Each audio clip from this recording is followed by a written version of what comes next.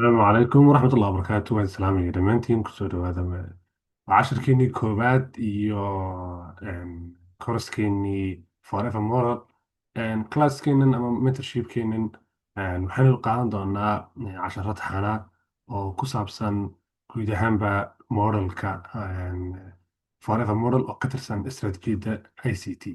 So maanta waxaynu qaadan doonaa cashirkeenii koowaad. cashirkeenii koowaad wuxuu ku saabsanaan doonaa insha allah biidnillah ERL iyo IRL oo ah external to internal. So external iyo internal liquidity horta waa maxay marka ugu horeysa. External iyo internal liquidities. So waxaan qaadan doonaa waxa la yidhahdo ERL oo xagga dambe ku arki doono. ERL waxa laga soo gaabiyey internal range liquidity. IRL waxa laga soo gaabiyey kan waxa weeye external range liquidity. IRL waxa laga soo gaabiyey internal range liquidity. So external iyo internal range liquidities waa maxay haddaba? waa noocyo ka mid ah liquiditieska waana kuwa base-ka ah dhammaan concept-ka liquidity-ga. si aynu u fahanno waa inaynu su-aal ka jawaabno. su-aashaasi waa su-aasha ugu muhiimsan ee horta guud ahaan istaraatiijiyadda ICT ay ku base garaysan tahay, gaar ahaana modelkeenan forever model loo ku base garaysnaan doona. So su-aashan waa su-aal u baahan inaad si cilmiyana si caqliyana si saxan inaad uga jawaabto. su-aashan waa su-aalkaaga baahan. su-aashan waa maxay? muxuu suuqu u dhaqaaqa horto? waynu su-aasha jawaabno. suuqu u dhaqaaqaaye muxuu u dhaqaaqaa? Okay, si aynu haddaba isula fahanno sababta suuqu u dhaqaaqo inaynu su-aasha ka jawaabno. muxuu suuqu u dhaqaaqaa? suuqu laba sababood mid buu u dhaqaaqaa horta. waa marka koowaad wuxuu u dhaqaaqaa number kow inuu fair value gap soo buuxiyo. fair value gapku muxuu ahaa? wuxuu ahaa xagga dambena ku qaadan doona haddaad weliba fahansanayn, laakiin wuxuu ahaa imbalance sida uu suuqu sameeyo. inuu soo buuxiyo maxay? imbalance dheelitirnaan la-aan suuqa inuu soo buuxiyo soo dheelitiro, iyo inuu liquidity soo qaado. liquidity maxay uga jeednaa? waxaan uga jeednaa all highs oo dhan. mataqaanaa daily high daily low, previous daily high previous daily low, previous weekly high previous weekly low, previous session high previous session low. mataqaanaa waxaasoo liquidity baa la isku yidhaahdaa mataqaanaa all highs la isku yidhaahdaa. so waa inuu labadaa mid soo qaada ama suuqu dhaqaaqa, ama inuu fair value gap soo buuxiyo, ama imbalance inuu soo buuxiyo soo dhammaystiro, ama uu soo dheelitiro, ama inuu liquidity qaado. labada sababood buu suuqu dhaqaaqa. liquidity maxaan ku fasiray? waxaan ku fasiray all highs oo dhammaystiran.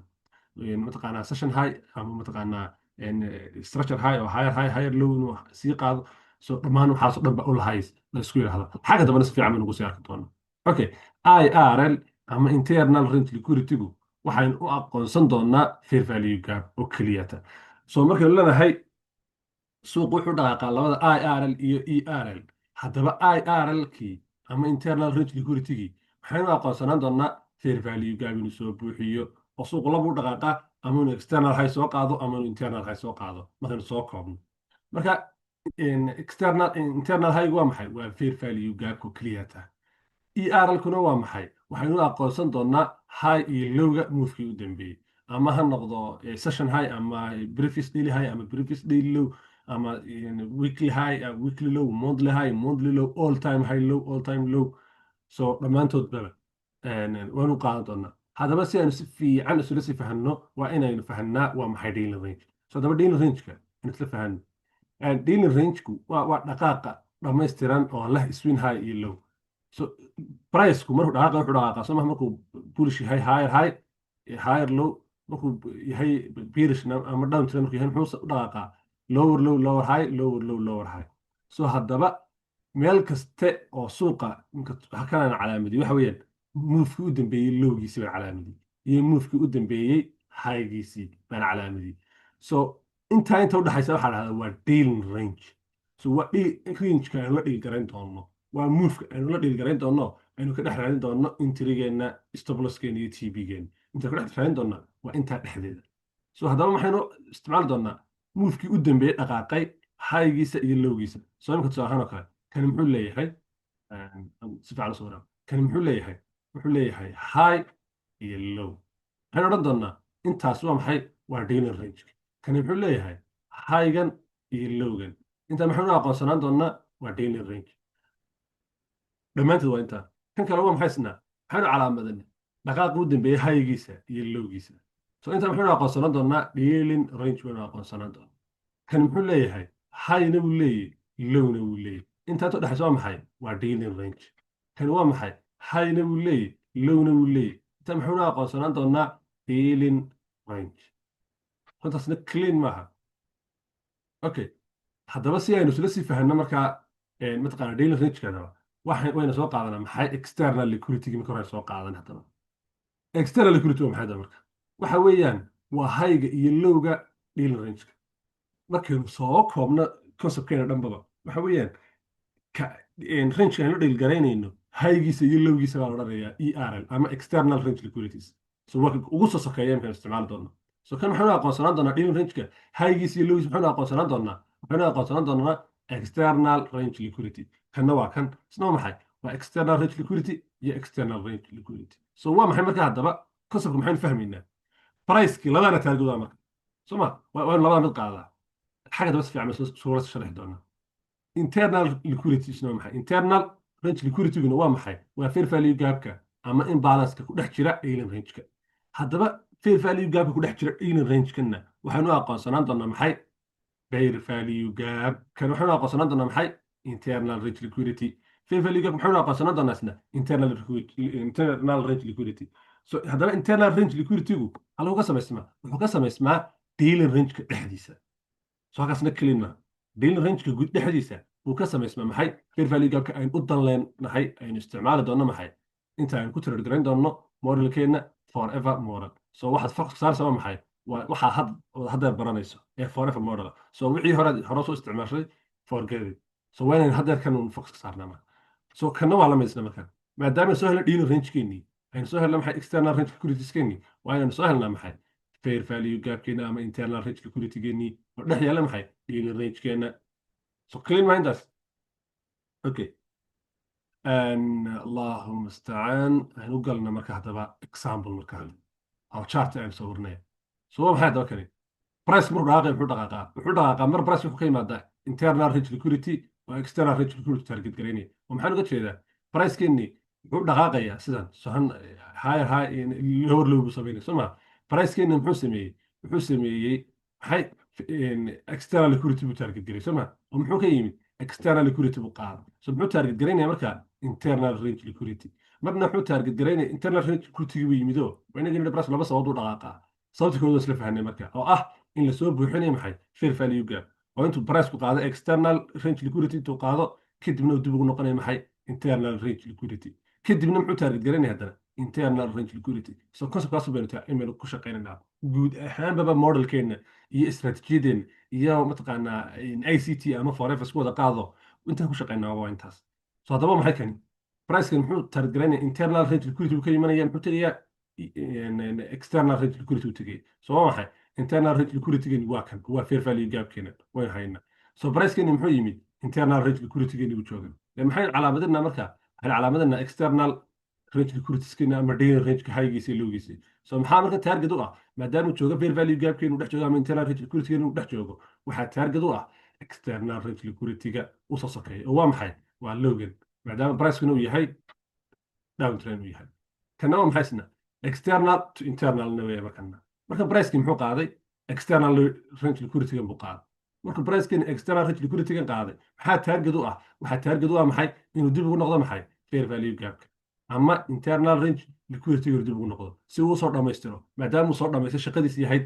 inuu soo qaado liquidity-ga soo qaado maxay external range liquidity-ga soo qaado kadib markuu yimaado external range liquidity-ga maxaa haddana target inoo noqonaya markuu internal range liquidity-ga markuu yimi maxaa target inoo noqonaya daily range-kan highgiisa iyo lowgiisa oo waa maxay inaga wayna calaamadinayna oo waa maxay kani waa external range liquidity kanina waa maxay waa external range liquidity so markay fair value gapka libi maxaa target haddana noqonaysaa external range liquidity so gebigiisaasoo tuklinay guud ahaan waxaanu ka sheekaynaynaba sidaasi bay fudayd u tahay haddaba marka haddaba aynu isla galno tusaalayaal nool aynu isla eegno suuqa maxaa hore uga dhacay maxaase hadda dhici kareen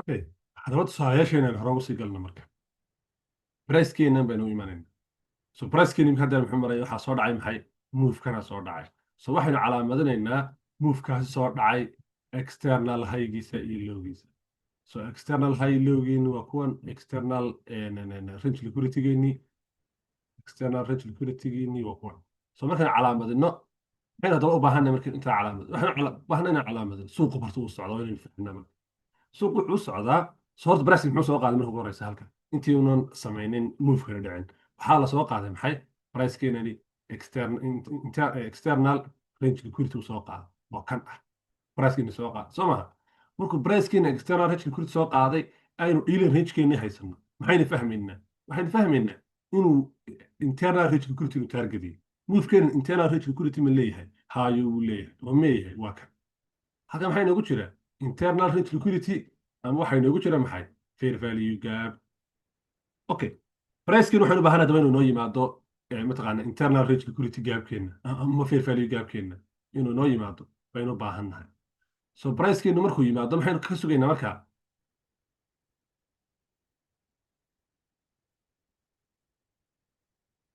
okay pricekeenu maxaa dhacday muu taabgaraynin laakiin wuu yimi areadaynu rabnay soo maha wuu ka degay marka laakiin maxaa dhacday marka pricekeenu muxuu sameeyey internal range liquidity external range liquidity-ga nin kale buu qaaday so markuu pricekeenu external range liquidity-ga qaaday waxaynu u baahanay marka inaan dealing range kale inoo samayso soo maha oo kana inoo abuurmay marka maadaama external range liquidity-geeni la qaaday soo maha so pricekeenu maxaa target u ah marka waxa uu ah maxay internal range liquidity marka target u ah so haddaba sidaan isla fahnay internal range liquidity-geenana aynu calaamadsan okay internal range liquidity-geeni ma yahay waa kan oo maxaa ku jiray fair value gap kaasaa ku jiray oo waa maxay kani waa internal range liquidity baynu calaamadsanayna marka okay aynu calaamadnay marka kan internal range liquidity ama maxay fair value gap buu inoo noqonaya marka okay pricekeeni wuu yimid maxaa target inoo ah marka pricekeeni yimid fair value gapkeeni ama internal range liquidity maxaa inoo targeta external range liquidity-geena inoo target so dadna pricekeeni waa belay garaynay pricekeeni muxuu target gareeyey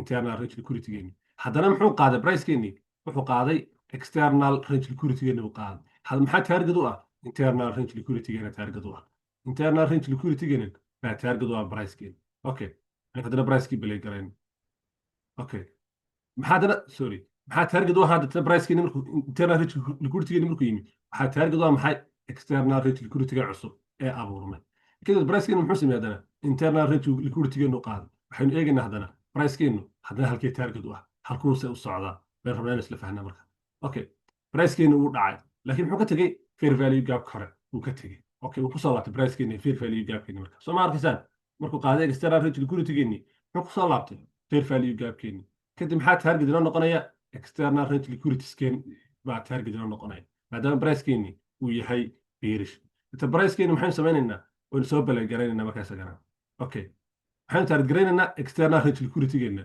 baynu target garaynaynaa markaa okay maxaa la qaaday haddana pricekeeni external range liquidity-geeni buu sii qaaday kadib maxaa haddana target inoo ah maadaama external range liquidity-geeni la qaaday waxaa inoo target ah fair value gapkeeni so priceku gebigiisuba wuxuu ku dhaqaaqaa qaacidada intaasi bal imika inta fiirso imise trade baynu soo heli kareen imise trade baynu soo heli kareen aan ku trade garan kareen kow wayna misgelay kaa sooma labo saddex afar shan kii shanaad baynu ka joognaa mataqaanaa tradekiina shanaad baynu joogna so haddaad fahanto conceptka ah suuqu muxuu u dhaqaaqaa horta qaacidada markaad fahanto pricekaagii waa target garayn kartaa halkaad rabto so marka horta inaad fahantaa horta pricekeena muxuu dhaqaaqa intayna wax kaleba u gelinaba waa inaan isla fahnaa maxay pricekeenu sababtu u dhaqaaqo okay sababtu u dhaqaaqana isla fahnay maanta haa waa casharkeedii koowaadaba horta waxaanu ka boganay siduu pricekeenu u dhaqaaqo horta sida pricekeena loo deliver gareeyo okay maxaa haddana dhacday pricekeenii muxuu qaaday external range liquidity maadaama laynoo soo target gareyn maxay internal range liquidity targetkeena waa maxay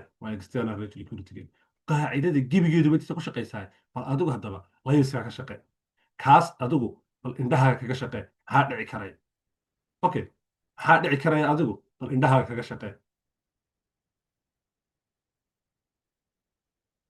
okay wixii aad rabtay ma dhacay mise mu dhicin okay kan waa kernel news so kernelka newskaas dabeecadiisa ka mid inuu sameeyo maxay inuu qaado manipulation inuu sameeyo so xagga dambe ku qaadan doonaa sababta si u dhacaan kernelada manipulation okay aynu sii belegarayna markaa pricekeeni okay maxaa dhacay pricekeeni in la sameeyey maxay inuu pricekeeni foolish price inuu kala so halkaas lamayna fahmin okay haddaba halkan aynu eegaynaa marka pricekeeni muxuu samayn karay wuxuu samayn karaya bricekeenii baynu rabnaa inaynu isla fahanna halkan. Okay, maxaa dhacday? Bricekeenii wuxuu sameeyey up move. So muxuu sameeyey markaa? Wuxuu qaaday external range liquidity kan buu qaaday. So markaysaan isagana muxuu sameeyey external range liquidity kan uu abuuray. So maaha. So inta u dhaxaysa in eegnaa maxaa dhici kara? See wax u dhici karaa? Baynu inta u dhaxaysa aynu isla fahanna marka. So bricekeen halka laga soo celiyin eegi doonaa. Deetana halkuu bullbaggiisa ka sameeyo inuu qaacidadeenna aynu ku base garayn doono. Okay.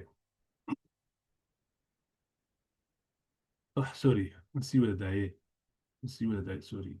Sii wada daayee. Okay. Bricekeenni muxuu sameeyey? Bricekeenni wuxuu sameeyey inuu qaaday external range liquidity-geeni qaaday. Kadibna maxaa lagu soo celiyey? Fair value gap kale lagu soo celiyey. Halkee target u noqonaysa? External range liquidity-ga baa target u noqonaya marka. Okay. External range liquidity-geeni maadaama la qaaday maxaa samaysmay? Dealing range cusub baa samaysmay. Dealing range-keena cusubi wuxuu sameeyey in eegi doonaa barta laga soo celiyey marka. So bricekeenni bullbag ugu horeeya in yara sugayaa. Okay. Okay, maxaa dhacday marka? Inuu bricekeyga yimi maxay? Internal range liquidity-geygii igu soo horreeyey buu yimi. Soo maaha? Waa kan bricekeygi internal range liquidity-geygi ugu horreeyey buu yimi. Maxaan targaraynaa marka? External range liquidity-ga targaraynaa. Haddana maxaa la qaaday? External bricekii baa adiga yara belay garoobay. Okay. Bricekii baa iga belay garoobay. Soo yara celiyey marka. Okay. Maxaa dhacday? Bricekeenni muxuu yimi? Internal range liquidity-geenni maxaa samaysmay? Dealing range cusub baa samaysmay. Dealing range-keeni cusub baa waa kan. Maadaama bricekeenni haddaba uu yahay price bullish uu ahaa. Ama aynu kor socosho ka sugayna ama uptrend qorsheheenu ahaa. Bricekeenni maxaa dhacday? Waxaa dhacday in uu mataqaanaa inoo sameeyey external range liquidity-skaas inoo sameeyey high iyo lowgiisa. So maadaama dealing range-keena cusub samaysmay, maxaynu eegaynaa internal range liquidity-ga targetka ah. Waa kan. Internal range liquidity-geeni baa laynoo yimi. Targetkani muxuu noqonayaa markaa? Wuxuu noqonayaa external range liquidity-geeni. Intaas clean ma tahay? External range liquidity-geena targarayn. Sidaas umaad ku wadaysaa marka adigu. Qaacidada markaad fahanto suu price u dhaqaaqo, qaacidadaas aymaad u isticmaalaysaa adigu marka. So insan kusoo koobaya casharkeeni koowaad. Baahtisti badan sameeya. Wassalaamu calaykum waraxmatullaahi wabarakaatu.